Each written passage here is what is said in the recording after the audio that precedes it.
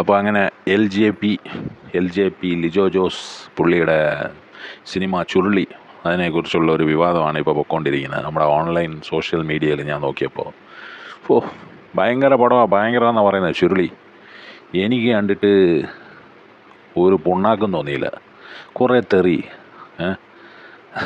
എനിക്ക് മറ്റേ അഖിൽമാരാറിൻ്റെ ഒരു ഡയലോഗാണ് ഓർമ്മ വരുന്നത്. അഖിൽമാരാർ വലിയ സ്റ്റാറൊന്നും അല്ലെങ്കിലും അയാൾ അടിച്ച ഒരു ഡയലോഗ്, പബ്ലിക്കിൽ പറഞ്ഞു കേട്ട ഒരു ഡയലോഗ്, പുള്ളി ഉദ്ദേശിച്ച കാര്യം അത് രസമായിട്ടുണ്ടായിരുന്നു. അതായത് മലം പുരട്ടിക്കൊണ്ട് പോയിട്ട് ഏതെങ്കിലും ഒരു തൃശ്ശൂരോ എറണാകുളമോ കൊച്ചി മെട്രോയോ അവിടെ എവിടെയെങ്കിലും സ്ലം ഡോഗ് മില്യനെയർ എന്ന് പറയുന്ന സിനിമയിൽ ഒരു ചെറിയ സീനുണ്ട്. അമിതാഭ് ബച്ചൻ വന്ന് ഇറങ്ങുമ്പോൾ ആ ചെറിയ പയ്യൻ മറ്റേ കുഴിയിൽ വീഴും, തീട്ടക്കുഴിയിൽ. എന്നിട്ട് അവൻ അതുപോലെ എണീറ്റ് വരുമ്പോൾ ആൾക്കാർ വഴിമാറി കൊടുക്കും. അവൻ പോയിട്ട് അമിതാഭ് ബച്ചൻ്റെ അടുത്ത് നിന്ന് ഓട്ടോഗ്രാഫ് മേടിക്കുകയും ചെയ്യും. കാരണം ഇവനെ പിണക്കി കഴിഞ്ഞാൽ പ്രശ്നമാണ്, നമ്മുടെ ദേഹത്തൊക്കെ പറ്റും, ഇവനെ പിടിച്ച് കൊള്ളാനും പറ്റില്ല, ഒന്നും ചെയ്യാൻ പറ്റില്ല. അമ്മാതിരി ഒരിതാണ് ചുരുളി എന്ന് പറയുന്ന സിനിമ. ഭയങ്കര മേക്കിങ്ങാണ്, ഭയങ്കരമാണ്, കൾട്ടാണ്. എന്താണ് കൾട്ട്? കൾട്ടെന്ന് പറയുമ്പോൾ ഗാങ്സ് ഓഫ് വസപ്പൂർ അതൊരു കൾട്ടാണ്, അത് 1, 2. പിന്നെ ബ്ലാക്ക് ഫ്രൈഡേ അതൊരു കൾട്ടാണ്. അതൊക്കെയാണ് കൾട്ടെന്ന് പറയുന്നത്. ഈ കൾട്ടിൽ കൾട്ട് മലങ്കൾട്ടായി പോകരുതെന്ന് പറയുന്ന പോലെ കൾട്ട് ശ്രമിക്കുന്ന ഒരു ഡയറക്ടറാണ് നമ്മുടെ ലിജോ ജോസ്. അങ്ങനെയാണ് വാലിബൻ വല്ലാതെ അങ്ങ് കൾട്ടായിപ്പോയി. പിന്നെ അങ്കമാലി ഡയറി എന്ന് പറയുമ്പോൾ ഒരു സമയത്തിൽ ഒരു പ്രത്യേകതരം ഫിലിം മേക്കിംഗ്, ഇങ്ങനെ ക്യാമറ നിർത്താതെയൊക്കെ ഇങ്ങനെ അങ്ങ് എടുത്ത് ഏതോ ജല്ലിക്കെട്ട്, ഇതൊക്കെ ഒരു കൾട്ട് സംഭവമാണ്. ഇപ്പോൾ അങ്കമാലി ഡയറിയിൽ കുറേ റോ ആയിട്ടുള്ള കാര്യങ്ങളാണ് കാണിച്ചിട്ടുള്ളത്. അതായത് മൂത്ത ഒരു പെണ്ണ്, അതൊരു ഭയങ്കര എഫക്റ്റ് ചെയ്ത ഒരു കാര്യമാണ്. പക്ഷേ ആൾക്കാർ അതിനെ നോട്ട് ചെയ്യില്ല, അതിനെക്കുറിച്ച് സംസാരിക്കില്ല. നോട്ട് ചെയ്യും എന്നാലും സംസാരിക്കില്ല. ആ പെണ്ണ് മൂത്തതാണല്ലോ, അതിൻ്റെ പേര് മറന്നുപോയി.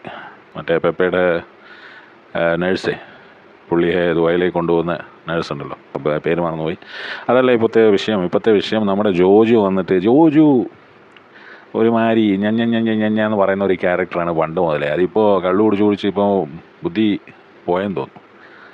ഇപ്പോൾ വന്നിട്ട് എനിക്ക് പ്രതിഫലം കിട്ടിയില്ല, 5-6 ലക്ഷം രൂപ മേടിച്ചിട്ട് ആ സിനിമയിൽ എത്ര 2 മിനിറ്റ് 4 മിനിറ്റ് കണ്ടേ ഉള്ളൂ, അല്ല 5 മിനിറ്റ്. പക്ഷേ പുള്ളിയുടെ പേര് ആദ്യം മുതലേ ഒരു ക്യാരക്ടർ ഉണ്ട്, ഇമാജിനറി ക്യാരക്ടറാണ്. ഇയാളെ ഇമാജിനറി ആക്കിയിട്ട് തന്നെ വെച്ചാൽ മതിയായിരുന്നു, അല്ലെ മറ്റേ ആരെ കൊണ്ടെങ്കിലും വോയിസൊക്കെ കേൾപ്പിച്ചാൽ മതിയായിരുന്നു. ഇയാളെ കാണിക്കണമെന്ന് ഒന്നും ഇല്ലായിരുന്നു ആ സിനിമയിൽ. ഇയാൾ കാല് പിടിച്ച് നടന്നിട്ട് കിട്ടിയ റോളാണ് അതൊക്കെ. അതിനെയാണ് ഇപ്പോൾ മറ്റേ കമൽഹാസൻ്റെ കൂടെയൊക്കെ അഭിനയിച്ചപ്പോൾ, ഇപ്പോൾ മറ്റേ ബഗ് ലൈഫ് അവിടെ പോയല്ലോ, പിന്നെ റെട്രോയിൽ കുറേ പുളുത്തിയല്ലോ പോയിട്ട്, അതൊക്കെ അഭിനയിച്ച് കഴിഞ്ഞപ്പോൾ പുള്ളിക്കങ്ങ് ഇപ്പോൾ ഇങ്ങനെ ഞെരിപിരി കൊള്ളുകയാണ്. ഇപ്പോൾ തലയ്ക്ക് പിടിച്ചു സംഭവം. അപ്പോൾ അങ്ങനത്തെ ഒരു ക്യാരക്ടറാണ് ജോജു. റിയൽ ലൈഫിൽ അങ്ങനത്തെ ഒരു ക്യാരക്ടറാണ് പുള്ളി. പച്ച മനുഷ്യനാണ് എന്നൊക്കെ പറയാം ആൾക്കാർ. പുള്ളി ഭയങ്കര സാധാരണ രീതിയിൽ സംസാരിക്കും എന്നൊക്കെ പറയും, പക്ഷെ ഉള്ളിലിരിപ്പ് ശരിയല്ല. അപ്പോൾ ഞാൻ പറയുമ്പോൾ കുറേ ഫാൻസുകാർ വന്നിട്ട് നമ്മളെ തെറി പറയും. പുള്ളിയുടെ ഉള്ളിലൊരു പാടാ നിനക്ക്, അതാണ് ഇതാണ്. പണി എന്ന് പറയുന്ന സിനിമ ഇയാൾ എന്താ കാണിച്ചത്? ഈ തെറി പറയുന്ന കാര്യമൊക്കെ പറയുന്നുണ്ടല്ലോ, എന്നിട്ട് ഇപ്പോൾ വന്ന് മോൾക്ക് ഫീൽ ചെയ്തു. കൊച്ചുകുട്ടിയൊക്കെ അതിൻ്റെ പേരൊക്കെ പറഞ്ഞു കഴിഞ്ഞാൽ സെൻറ്റിമെൻ്റ് ആണല്ലോ. സിനിമയിൽ അഭിനയിച്ച കാരണം, പുള്ളിയുടെ ജീവിതത്തിൽ സംഭവിച്ച കാര്യങ്ങൾ ഇങ്ങനെയൊക്കെയാണ് എന്നുള്ള രീതിയിൽ ആ ഒരു സെൻറ്റിമെൻറ്റ് കിട്ടാൻ വേണ്ടിയിട്ട് അടിച്ചുവിടുന്നതാണ് ഈ മോളുടെ സെൻറ്റിമെൻറ്റ്. ഇതൊക്കെ മനസ്സിലാക്കാൻ പറ്റുന്ന ആൾക്കാരെ പോയി മലയാളത്തിൽ, നമ്മുടെ മലയാളീസ് എന്ന് പറയുന്ന ആൾക്കാരെ ഇതൊക്കെ മനസ്സിലാവും ആൾക്കാർക്ക്. ചുമ്മാ വന്നിട്ട് വെളുവെളു പറയരുത്. അപ്പോൾ ഞാൻ പറയുന്നത് പോക്കാണ്, ഞാൻ മറ്റേ ജോജുവിൻ്റെ ഇതാണ് വേസ്റ്റാണ്, അതാണ് ഇതാണെന്നൊക്കെ പറഞ്ഞ് കുറേ ആൾക്കാർ വരും. ജോജു അന്യായ നടനാന്ന് പറയുന്നുണ്ട്. ആ ജോസഫ് എന്ന് പറയുന്ന സിനിമയിൽ ജോജു എന്താണ് ചെയ്തത്? എന്താ അഭിനയം? എന്താണ് കാഴ്ചവെച്ചത്? ഞാൻ ഒരു കാര്യം പറയട്ടെ. ഒരു കാര്യം എന്ന് പറഞ്ഞാൽ എൻ്റെ ഒരു അഭിപ്രായത്തിൽ ഉള്ള ഒരു കാര്യമാണ്, എൻ്റെ ഒരു ഒപ്പീനിയനാണ്. അതായത് 2003, 2010 ആ ഒരു കാലഘട്ടത്തിൽ പബ്ലിക്, ഇപ്പോൾ എന്നെ പോലത്തെ, ഇപ്പോൾ സാധാരണ പബ്ലിക് ഉണ്ടല്ലോ, നമ്മളെപ്പോലത്തെ സാധാരണക്കാർക്ക് ഈ സിനിമയെക്കുറിച്ചൊന്നും വലുതായിട്ട് അറിയില്ല. പക്ഷേ എല്ലാവർക്കും സിനിമയിൽ അഭിനയിക്കണം എന്നൊക്കെ ഉള്ള ഒരു ആഗ്രഹമുള്ള ആൾക്കാർ. അപ്പോൾ അവർ കുറേ ആൾക്കാരൊക്കെ പോയിട്ട് സിനിമാക്കാരുടെ കാല് പിടിച്ച് അങ്ങനെ സിനിമയിലോട്ട് കയറണമെന്ന് പറയുന്ന ആ ഒരു വാശി കാരണം നശിച്ചു പോയ ആൾക്കാരുണ്ട്. പിന്നെ കുറേ ആൾക്കാർ സക്സസ് ആയിട്ട് ഇന്നും സിനിമ ഇൻഡസ്ട്രിയിലുണ്ട്. അപ്പോൾ ഈ ജോജു എന്നൊക്കെ പറയുന്ന ആൾ അങ്ങനെ പോയി കാല് പിടിച്ച് അങ്ങനെ തെണ്ടി നടന്ന് സിനിമയിൽ കയറിയ ഒരു വ്യക്തിയാണ്. അങ്ങനെ കയറിയത് തെറ്റാന്നല്ല ഞാൻ പറയുന്നത്. ഞാൻ പറയാൻ വരുന്ന പോയിന്റ് വേറെയാണ്. ഞാൻ പറയാൻ ഉദ്ദേശിക്കുന്നത് എന്താണെന്ന് വെച്ചാൽ, പിന്നെ ഒരു കാലഘട്ടം ഉണ്ടായി 2010, 12, 13, 14, 15, 16 വരെയൊക്കെ എന്ന് പറഞ്ഞാൽ ചെറിയ രീതിയിലുള്ള, അതായത് വ്യത്യസ്തമായിട്ടുള്ള ഒരു കാര്യം ചെയ്തു കഴിഞ്ഞാൽ സിനിമയിൽ വിജയിക്കും.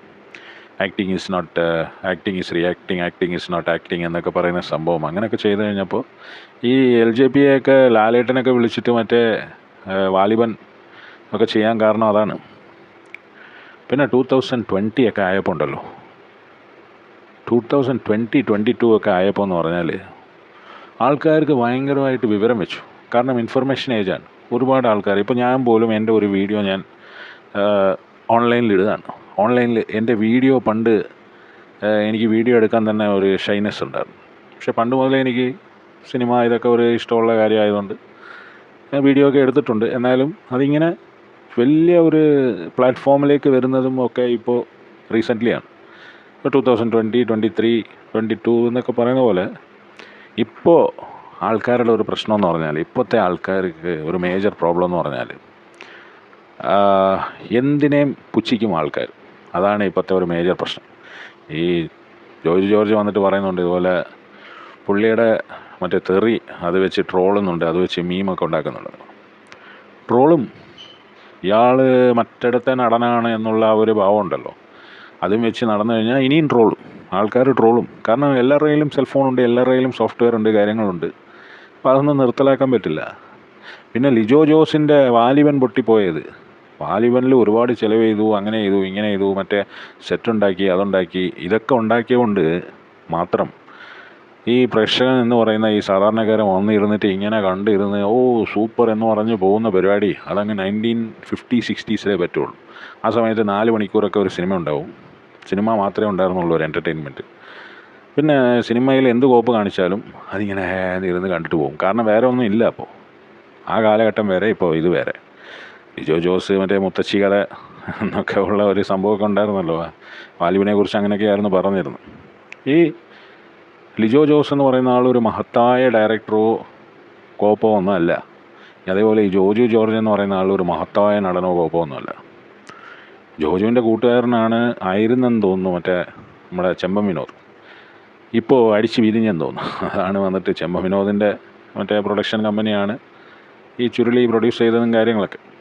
അപ്പോൾ ഇതിലൊക്കെ ഈ പൊറിഞ്ചു മറിയം, പിന്നെ ഈ ജോസഫിൽ ആ കഥ, ആ ഒരു ക്യാരക്ടർ ബിൽഡ് ചെയ്ത് പോകുന്നതും പിന്നെ ഡയറക്ഷനും, അത് കാരണമാണ് ആ പടം വിജയിച്ചത്. അല്ലാതെ ഈ ജോജു ജോർജ് കാരണമല്ല ആ പടം വിജയിച്ചത്. ആ പടം ലാലേട്ടൻ ചെയ്തിരുന്നെങ്കിൽ സൂപ്പർ ഡൂപ്പർ ഹിറ്റായേനെ.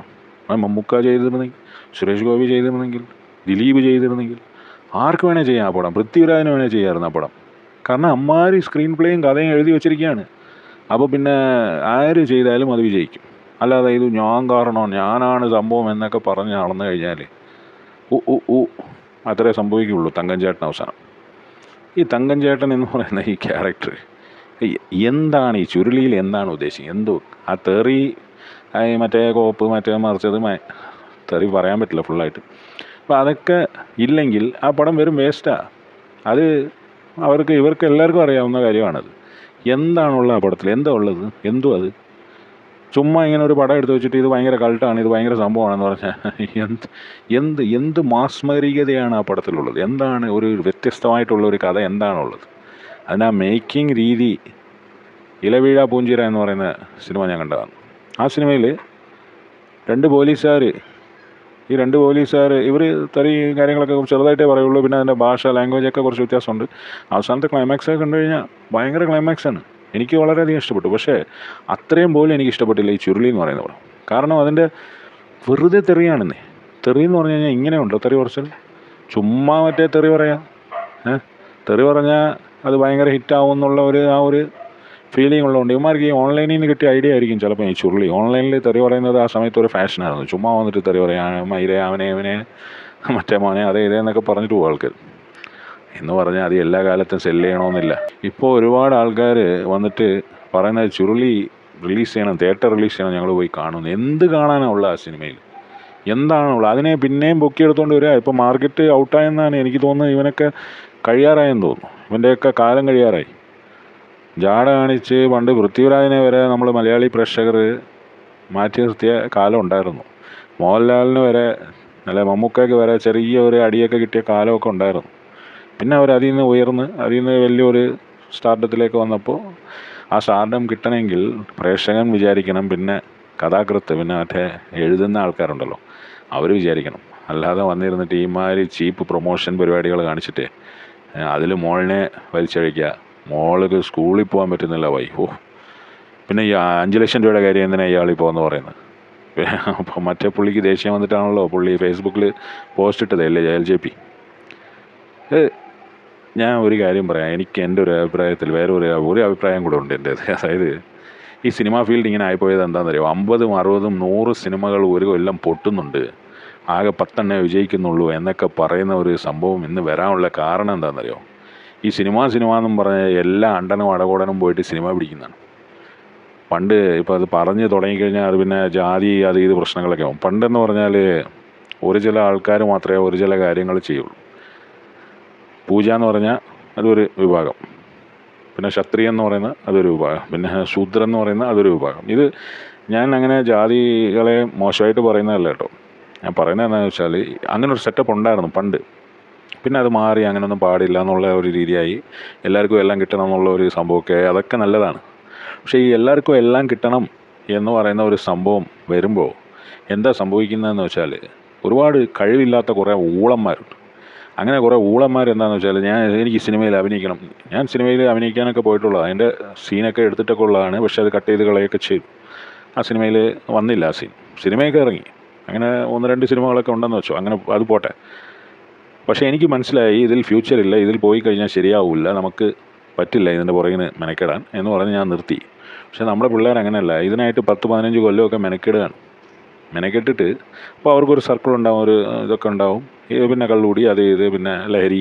ഇന്നലെ വന്ന് പറഞ്ഞു പൃഥ്വിരാജ് ചേട്ടൻ വന്ന് പറഞ്ഞതെന്ന് പറഞ്ഞാൽ, എനിക്കറിയാവുന്നവരോട് ഞാൻ പണ്ടേ പറഞ്ഞിട്ടുണ്ട്, narcotics is A dirty business എന്ന് പറഞ്ഞു. അപ്പോൾ അതൊക്കെയാണ് സിനിമ എന്ന് പറയുന്നത്.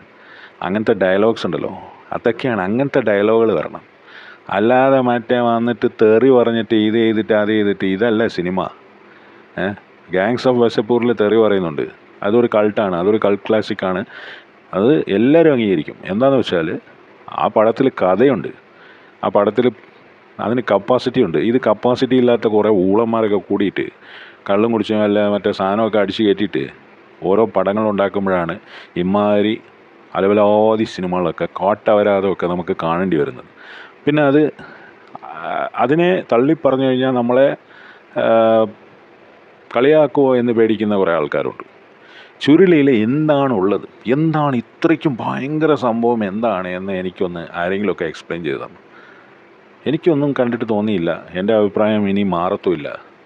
ഇത് ഞാൻ ആരെ കണ്ടാലും പറയും, LJP അല്ല, LJPയുടെ മറ്റേ ജോജു ജോർജിനെ കണ്ടാലും പറയും, ആരെ കണ്ടാലും പറയും, എനിക്കത് എന്താണിത്, വാട്ട് ദ ഫക്ക് എന്നൊക്കെ പറയുന്ന പോലെ എന്താണിത്? ഇയാൾ വന്നിരുന്നിട്ട് ഇപ്പോൾ അതിനൊരു പ്രൊമോഷൻ മറ്റേ റിലീസിന് എന്തോ പരിപാടിയൊക്കെ ഇട്ടിട്ടുണ്ടെന്ന് തോന്നുന്നു. അല്ലെങ്കിൽ ഇയാൾ ഫീൽഡിൽ നിന്ന് ഔട്ടാവാറായെന്നുള്ള ഒരു ഫീലിംഗ് ഉള്ളതുകൊണ്ട് ഇടയ്ക്കിടയ്ക്ക് ഇങ്ങനെ ഓരോ നമ്പറൊക്കെ അടിച്ചിങ്ങനെ സോഷ്യൽ മീഡിയയിൽ ഇങ്ങനെ അടിച്ചടിച്ച് നിൽക്കണ്ടേ എന്ന് പണ്ട് ലാലേട്ടൻ പറഞ്ഞ പോലെ, നമ്പർ അടിച്ചടിച്ച് നിൽക്കണ്ടേ എന്ന് പറഞ്ഞ പോലെ ഉള്ള സംഭവമാണ്. പണ്ടൊക്കെ സിനിമ എന്ന് പറയുന്നത് ഒരു തപസ്സായിരുന്നു. ഒരു കഥ എന്നൊക്കെ പറയുന്നത് ആ കഥ അമ്മാതിരി ഒരു കഥയായിരിക്കണം. പണ്ടുണ്ടായിരുന്നു ഇങ്ങനത്തെ ഉള്ളമാർ കേട്ടോ. കുറേ ആൾക്കാർ, ഈ വില്യംസ് എന്ന് പറഞ്ഞ ഒരു ലാലേട്ടനെ ഇൻട്രൊഡ്യൂസ് ചെയ്ത ഒരു വ്യക്തിയൊക്കെയാണ്. പണ്ട് ബാലേന്ദ്ര മേനോൻ അയാൾ തന്നെ എല്ലാ പരിപാടിയും ചെയ്യും. അത് കണ്ടിട്ട് സന്തോഷ് പണ്ഡിറ്റ് ചെയ്തപ്പോൾ എങ്ങനെയുണ്ട്? അതാണ് ഞാൻ പറയാൻ ഉദ്ദേശിച്ച പോയിൻ്റ്. ഇതാണ്, കഴിവില്ലെങ്കിൽ മാറിക്കോണം, വേണ്ട എന്ന് പറഞ്ഞ് നിർത്തണം. ഇത് ആൾക്കാർ കാണണ്ടേ, അല്ലാതെ എന്നൊരു തോന്നൽ വേണം. അല്ലാതെ ഞാൻ മറ്റേ അലിൻ ജോസിനെ പോലെ എന്ത് പരിപാടിയും കാണിക്കും, അല്ലെങ്കിൽ രേണുസുതിയെ പോലെ എന്ത് പരിപാടിയും കാണിക്കും എന്ന് പറഞ്ഞ് സിനിമ എടുത്തു വെച്ചിട്ട് ഞാൻ രേണുസുതിയുടെ കൂടെ LJPയെ കമ്പയർ ചെയ്യുക എന്ന് തെറ്റിദ്ധരിക്കരുത്. ഏകദേശം ആ ഒരു കാറ്റഗറിയൊക്കെയാണ്. പിന്നെ അത് കാണാൻ കുറച്ചൊരു എന്താ പറയുന്നത്, നമ്മൾ ബോഡി ഷേമിങ് ആയി പോകും പറഞ്ഞു കഴിഞ്ഞാൽ. കാണാൻ കുറച്ച് അത്രയ്ക്കും പുള്ളിക്കാരി പറയുന്നത് പുള്ളിക്കാരി ഭയങ്കര സുന്ദരിയാണെന്നാണ്. പക്ഷെ നമുക്കും കൂടെ തോന്നണ്ടേ, ബാക്കിയുള്ളവരും കൂടെ തോന്നണ്ടേ? ഐശ്വര്യ റായും പുള്ളിക്കാരിയും ഒരുമിച്ച് നിന്ന് കഴിഞ്ഞാൽ ബോഡി ഷേമിങ്ങും കാര്യങ്ങളും എന്തും കോപ്പൊക്കെ ഉണ്ടെങ്കിലും ഇന്നും വേൾഡ് മറ്റേ ബ്യൂട്ടി കോൺടെസ്റ്റിലൊന്നും പോയിട്ട് രേണുസുതിക്ക് ജയിക്കാനൊന്നും പറ്റില്ലല്ലോ. പുള്ളിക്കാരി പറയുന്നുണ്ട് പുള്ളിക്കാരി സുന്ദരിയാണ്. ഇന്ന് എടുക്കുമോ? ഇന്നും മറ്റേ ഫാറ്റ് മറ്റേ എക്സൽ അത് ഇതെന്നൊക്കെ പറഞ്ഞിട്ട് കാറ്റഗറീസൊക്കെ ഉണ്ട് ഇപ്പോൾ ലോകസുന്ദരി ഇതിലെ മത്സരത്തിൽ. എന്ന് പറഞ്ഞാൽ അതിനകത്ത് ഈ വക ആൾക്കാരൊക്കെ എടുക്കുമോ? നമ്മൾ പറഞ്ഞാൽ നമ്മളെ ഒന്ന് തെറി പറയുമോ, നീ ഭയങ്കര സംഭവമാണെന്ന്. ഇന്നും അതൊക്കെ ഉണ്ട്. നമ്മുടെ മകനൊരു കല്യാണാലോചന വരുമ്പോൾ പെണ്ണ് കുട്ടി സുന്ദരിയാണോ എന്ന് നോക്കുന്നില്ലേ? അല്ലെങ്കിൽ മകൾക്കൊരു ആലോചന വരുമ്പോൾ ചെക്കൻ കാണാൻ എങ്ങനെയാണെന്നുള്ളത് നോക്കുന്നില്ലേ? പക്ഷേ പറഞ്ഞു വരുമ്പോൾ പറയും അങ്ങനെയൊന്നും പറയാൻ പാടില്ല, ബോഡി ഷേമിങ് ആണ്, ആനയാണ്, അണ്ടിയാണ്. 10-15 കൊല്ലം മുമ്പേ നല്ല രസമുണ്ടായിരുന്നു കേട്ടോ. വീട്ടിലെ ആൾക്കാരൊക്കെ ഇങ്ങനെ കളിയാക്കി ഇങ്ങനെ ഊക്കി വിടുന്ന പരിപാടി. ഇപ്പോൾ അതൊക്കെ നിന്ന് ഇപ്പോൾ അത് അങ്ങനെയൊന്നും പറയാൻ പാടില്ല എന്നൊക്കെ പറഞ്ഞിങ്ങനെ ഭയങ്കര കൺട്രോൾഡ് ഡിപ്ലോമസി അല്ലേ? ആണേലും വാളിപ്പായിട്ടുണ്ട് മിസ്റ്റർ ജോജു. പോയി വേറെ വല്ലതും പണി നോക്ക് ബൈ. നിങ്ങൾക്ക് ഈ സിനിമകൾ കിട്ടുന്നുണ്ടല്ലോ എന്നുള്ള ആ ഒരു എരിച്ചിലിരിക്കുകയാണ് നമ്മളൊക്കെ. ഇവൻ എന്ത് കാണിച്ചിട്ടാണ്? ഇരട്ട എന്നൊരു സിനിമ ഉണ്ട്. ഇരട്ട എന്ന് പറയുന്ന സിനിമ വേറെ ആരെങ്കിലും അഭിനയിച്ചു കഴിഞ്ഞാൽ അങ്ങ് പൊട്ടി പാളിഷായി പോകുമെന്നാണോ ഈ പറഞ്ഞു വരുന്നത്? Right time right place. നിങ്ങൾ ആ ഡയറക്ടർ, ആ സ്ക്രീൻ റൈറ്റർ, ആ സ്ക്രിപ്റ്റ് റൈറ്റർ, അയാളുടെ ആ ഒരു സൗഹൃദത്തിൽ നിങ്ങൾ ഉണ്ടായിരുന്നതുകൊണ്ട് നിങ്ങൾക്ക് കിട്ടിയ റോളാണ് ഇതൊക്കെ. അല്ലാതെ നിങ്ങൾ മറ്റേ ഓസ്കർ വിന്നിങ് സ്റ്റാറോ കോപ്പോ ഒന്നുമല്ല. അഭിനയം എന്നൊക്കെ പറഞ്ഞു കഴിഞ്ഞാൽ എന്താണെന്നുള്ളതേ മറ്റേ ലാലേട്ടൻ പറയുമല്ലോ, മറ്റേ പശു ചാണകം ഇടാൻ പോകുന്ന പോലത്തെ എക്സ്പ്രഷനാണ്. അതല്ല, അല്ലെങ്കിൽ അലറി വിളിക്കുന്നതല്ല. ആ ഇമോഷൻ, ആ ഒരു ഫീലിങ് ഫേസിൽ, അയാളുടെ ആ ആക്ടറുടെ ആ ഫേസിൽ കാണുമ്പോഴേ കാണുന്നവൻ്റെ ഹൃദയം, കാണുന്നവൻ്റെ ആ ഒരു ചങ്കുണ്ടല്ലോ, അത് പിടയ്ക്കണം. അതാണ് അഭിനയം. കുറേ നമ്പരുമായിട്ട് ഇറങ്ങിയിട്ടുണ്ട് ഇങ്ങനെ കുറേ ആൾക്കാർ.